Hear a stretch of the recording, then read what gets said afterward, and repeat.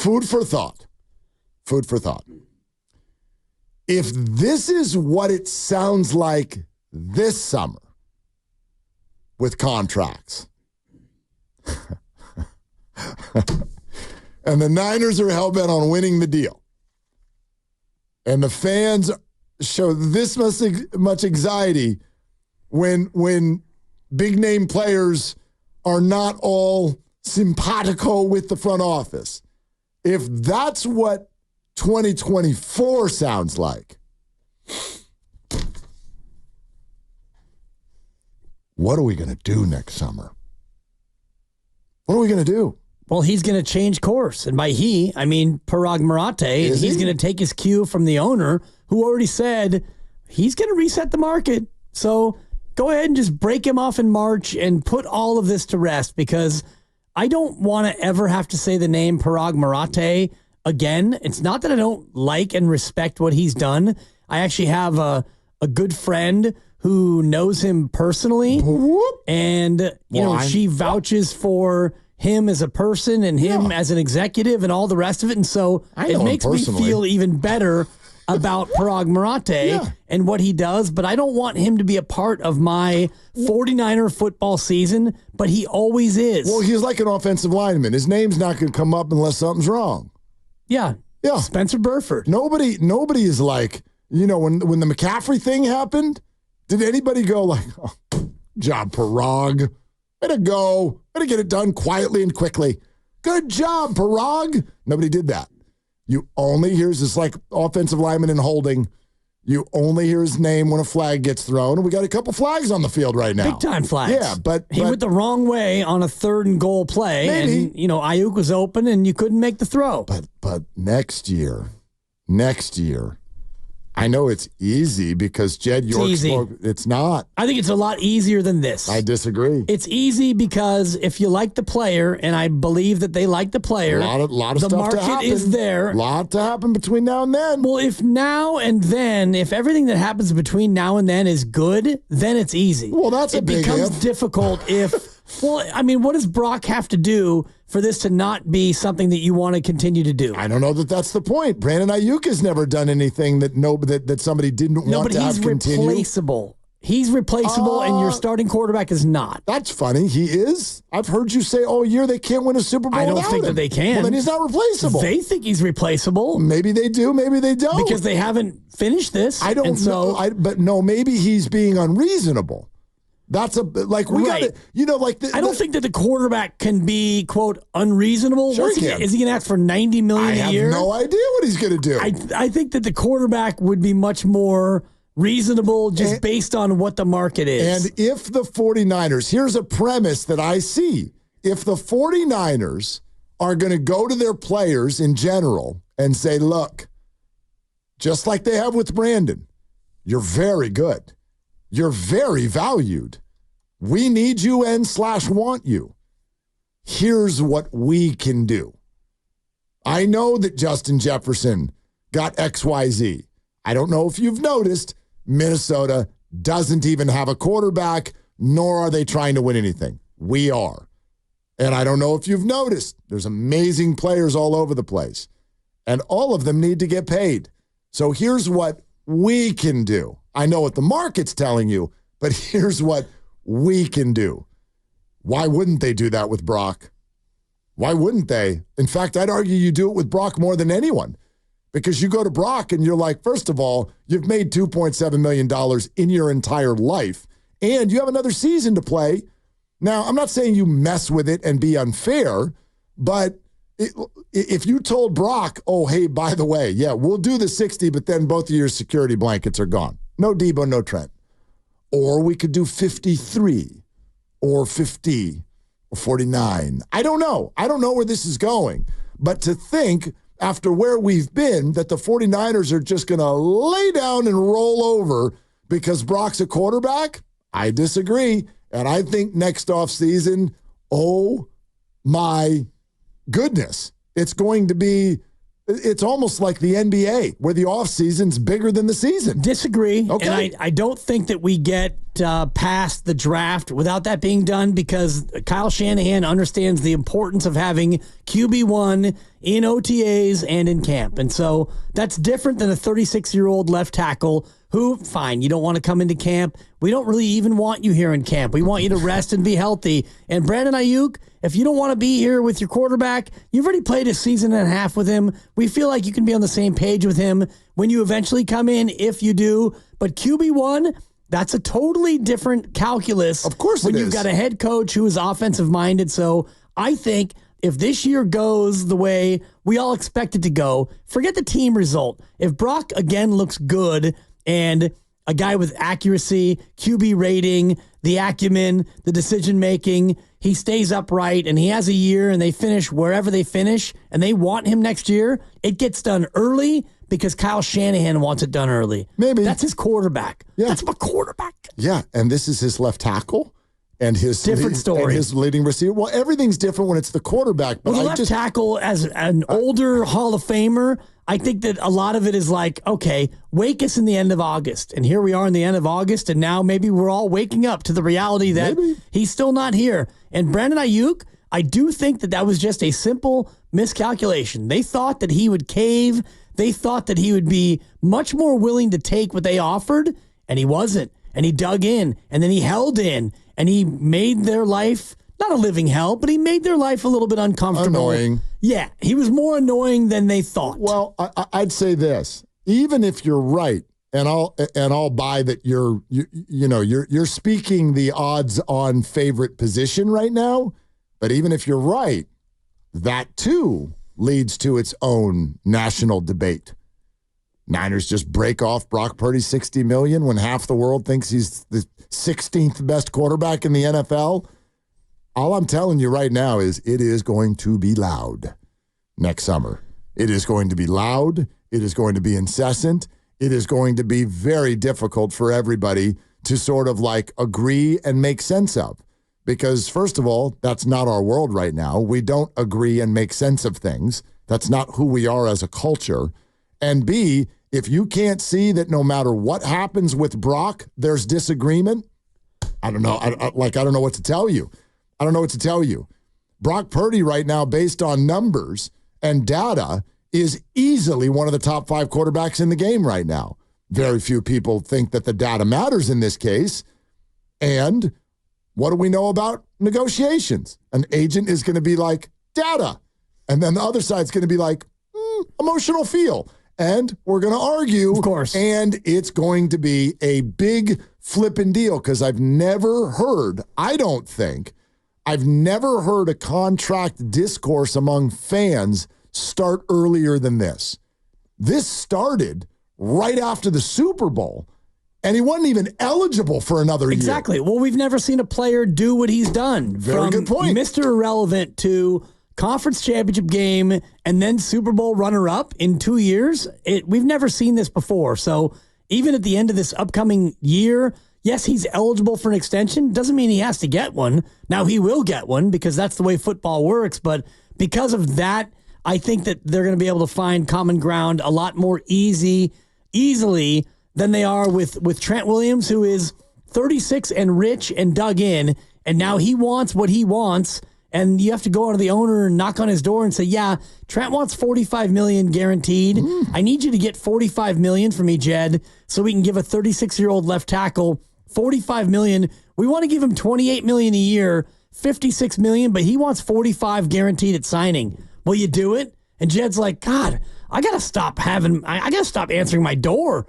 We had Christian McCaffrey knock. Oh, come on, it's and every we year. had Aiyuk knock. But it's every year. Well, and he had to call Juszczyk and say, Kyle, sorry about that, but you're going to have to give some back. This is the game. It's the game, but it seems to be happening with more frequency and at a higher level than ever before. That's because they have more good players. Exactly. Yeah. Well, at some point, you're not going to pay all these good players. Right. And maybe it starts with Aiyuk. Go get new good players. Well, you can't replace Trent Wiliams. So you're not going to find another new good player. You're not going to replace him right now. Not now. Well, that's all that matters. You got 13 days till the opener. No, that's all that matters. No. Where are you going to find a left tackle? Not to them. And therein lies one of the problems. You don't have that much hubris. What are you Arrogance, talking about? Kyle. Let me bring up that tweet. What else are people talking about? Kyle Shanahan. That is possibly. That is absolutely one of the discords that takes place between the conversation that happens in our space and the conversation that happens in their space. They can't make it all about right now and nothing else matters. If that were the case, none of this would be happening. If the 49ers were like, Kyle, it is Super Bowl or bust this year. I hope you know that. They don't say that to each other. But he knows it is. No, it's not. He's going to be back the next year. Watch. He will, but who won't be? It's not Super Bowl or bust. It is the same thing every year in every organization. It's Super Bowl or try again, or how do we get ourselves into a position where we can Super Bowl or try again? That's all it ever is. And you can't ask a front office to not think about the following year or the year after. They have to. It's their job. It is, but you can't just go out there and find a left tackle. So, yeah, fine. Trent What Williams, happened last time? Right. They went out and traded for him. Yeah. They happened to find a player who was disgruntled and available. That was rare. But why incredibly rare. Yeah, again, you're going to have to replace your players. All of them. Right. You're going to have to replace You're going to replace a guy who's getting paid $27 million, and you're going to go find a guy who's making $27 million and hope he's just as good? No, it's not a question for this year. Because you're not going to draft a left tackle when you're picking 28th. You might. You're not going to find a guy who's this good. Might trade up. I don't know. Yeah, it's risky. Trading up has not worked well for you. But this is their job. They traded up to get Brandon Aiyuk. I get it. They traded up to get Trey Lance. Yeah, I understand. Captain Pickasaurus. That doesn't mean it hasn't gone well. It didn't go well that time. Yep. Anyway. And they traded down to get Solomon Thomas. How'd that work for you? Well, what'd they do with all the other picks that they got? They got Reuben Foster. Yeah. How'd that work out for you? It was good for about 7 days. Something like that. That's couple another months. By the way, quick aside. Yep. That's another reason that I'm going to pause before I tell everybody that this was a great draft for the Niners. Because I know the buzz right now, you literally cannot cross out any of their picks. Right now, as we sit here today, you cannot be mad at any of the picks. You cannot say, ooh, that doesn't look good. You can point to Ricky and his injury, but you cannot.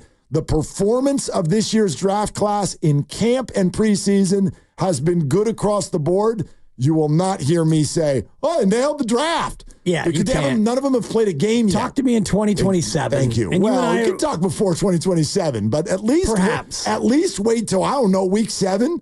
Yes. Let's see how they're doing. One more on Reuben Foster before we go to the phones. He had red flags all over the board. Of course he did. And you traded back and you got that pick and you thought you were smarter than everyone because you thought you could fix it.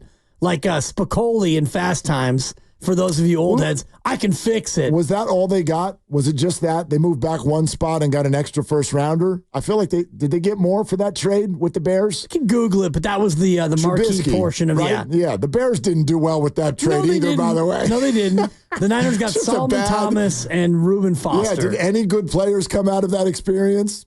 No. Yeah. Unless there was more to it. Grandy's looking it up. While Grandy's looking it up, let's talk to Anthony in the Bay. Hi, Anthony. What's cooking, man? Thanks for calling. Hey, guys. What's happening with you guys? Thank you guys for taking the phone call today. You guys are hitting on all points today. Let me tell you guys. So much to talk about, so little time. I think as far as Trent Wiliams is going, I think I'm chilling with you on that Willard and Dibs. I mean, I'm chilling with it. I guess Will's chilling with it. I think we're going to sign him. I think what we got to do, though, is get rid of Aiyuk. We need to get rid of him. He's just causing way too much distraction. I've never seen a Super Bowl based upon one wide receiver. I think there's many great wide receivers who have not made it to Super Bowl and won. So I think it's just on to the next. I think it's just the way the league goes. We could move on to the next receiver and see what happens. We cannot do without a left tackle and a quarterback.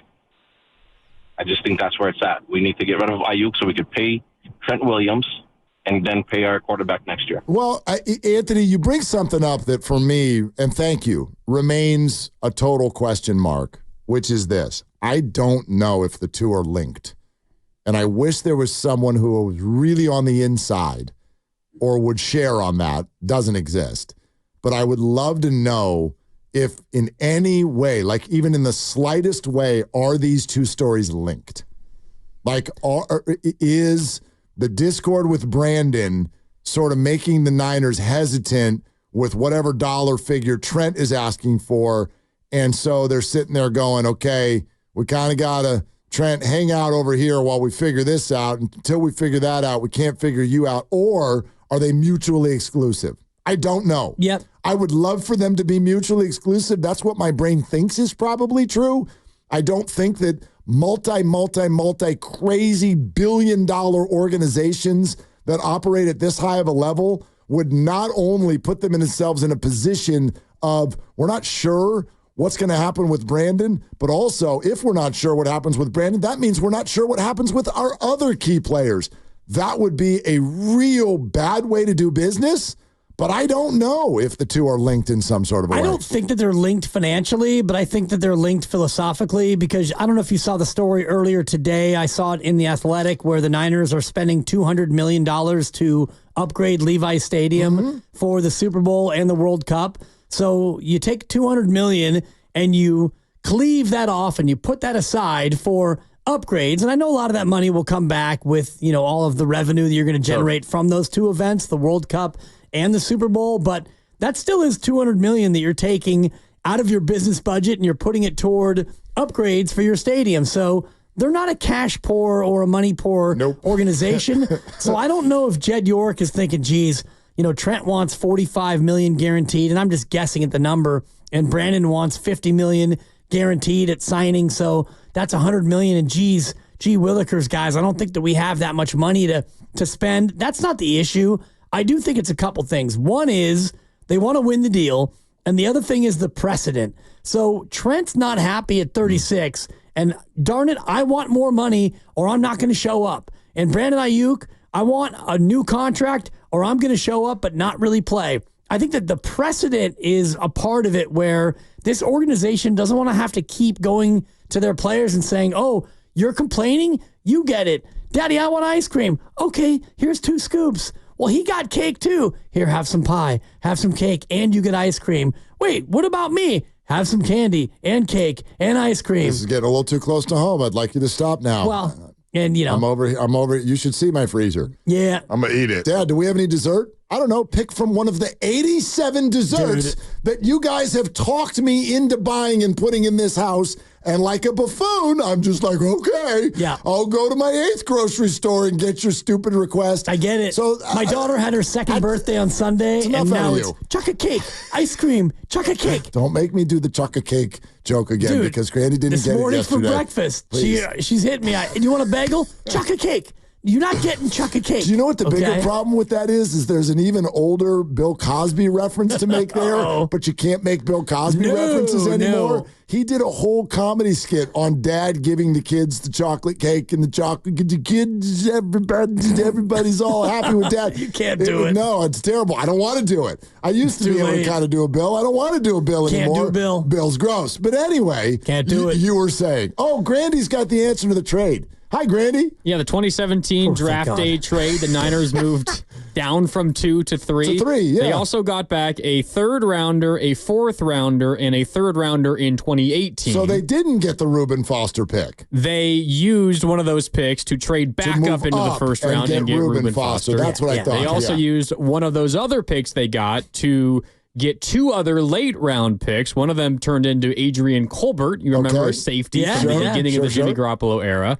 And then they did a couple other moves. Ultimately, one of those picks from the Bears turned into Dante Pettis, which was a major fail. Exciting. But the big one, the 2018 3rd-round pick, 70th overall, that came directly from the Chicago Bears. Next year's draft, the year following the trade, and that became Fred Warner. Hey!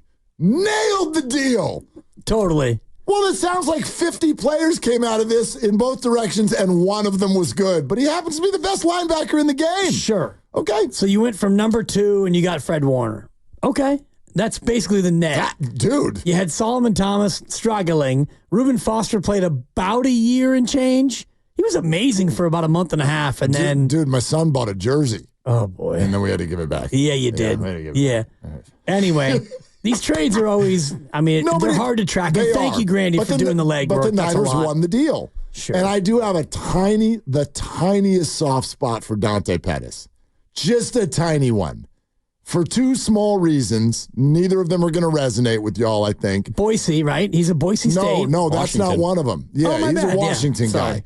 Yeah. He's been to Boise. No, first of all, I did a one-on-one with Dante one time down at the 49er facility, and he wanted to talk food for like 20 minutes. I think we talked about tacos. Okay. I think he loves tacos. So I'm like, a sign that he wasn't going to be very good at football. Yeah, exactly. I'm going to eat it. He actually kind of gave me a wink. He's like, don't let the team hear this because we're just talking about junk food and tacos. But I could sit there and talk about that stuff with anyone all day. So I was like, on a personal level, okay, Dante, you're kind of fun. And then it was that same year that, if memory serves, I don't know if it was week 1 or whatnot, but it was the home opener, and the Pittsburgh Steelers were in town. And I took my kids to the game. We even got them down on the sideline. They got autographs from Jerry Rice. They had a day. And then the Niners went out and performed like poop. But they hung in there for a close game. And Jimmy Garoppolo, the legend that is. The legend. He drove them down in a close game right there in the fourth quarter. And with a couple minutes left to go, touchdown pass to Dante Pettis. Wow. Niners win. And then that was the end of that. Pretty much. That was the end of his career after All that. right. That's a good story. I didn't hear about Dante Pettis again until I showed up at Rainy Soldier Field. And wasn't he running? He was a Bear. He had a big catch. He was on the Bears, and he got that ball where Justin Fields ran around in circles and then hawked it up down the right sideline. Yep. Ruined my life. Dante Pettis. Dante Pettis. But until then, he had me on his side. Just a little bit. Just a little soft spot. Tacos and touchdowns. There you go. He had a hell of a touchdown catch, I think, in his NFL debut. It was the week before the one you're talking about at home against Pittsburgh in Minnesota. A great pass from Jimmy Garoppolo. That's right. A toe-tap touchdown in the back of the end zone. Then week 2 happened. Week 3 in Kansas City, Jimmy Garoppolo tears his ACL. Tears the ACL, and we're on our way to Boseville. Exactly. So, remember when Jimmy Garoppolo used to throw touchdown passes in the NFL? It's wild, yeah. Which is a centerpiece to a point I'd like to make later on in the show. Well, you can make the point because it's a Shanahan-based point, and it's also plays into what you're talking about with Brock Purdy because, when Brock comes up and you want to give Brock 55 or you want to give Brock 60 or whatever it is, well, you better still have Shanahan now because Shanahan is the QB maker, and you see all these other quarterbacks that Shanahan used to have, and they're all free now. CJ Beathard is out there. You should answer this. 650 on our Xfinity mobile text line says, does he put cheese on his tacos? I don't remember him answering that question, but do you? No. You don't put cheese on your tacos? No. It's Taco Tuesday. I'm making the tacos tonight. Right. Guru puts cheese on his tacos. The kids will put the cheese on. If I put the cheese on the table, they're going to put the cheese on the tacos. Right. Yeah. I don't believe that cheese belongs on tacos. Most Mexican restaurants put the cheese on the tacos. They will not now. put the cheese on the tacos. Some of the places I go to, they put the cheese on it. And I wonder if it's authentica, because if you want to go to the authentic on the Mexican refried place, beans and all of that, like they put cheese on there. I don't think so. No. Lettuce, sure. Meat, salsa, and that's it. Maybe a radish or two. Radish? Oh, yeah, crunchy and good. Do you? Cheese on tacos. Are you 8 years old? I would like to be.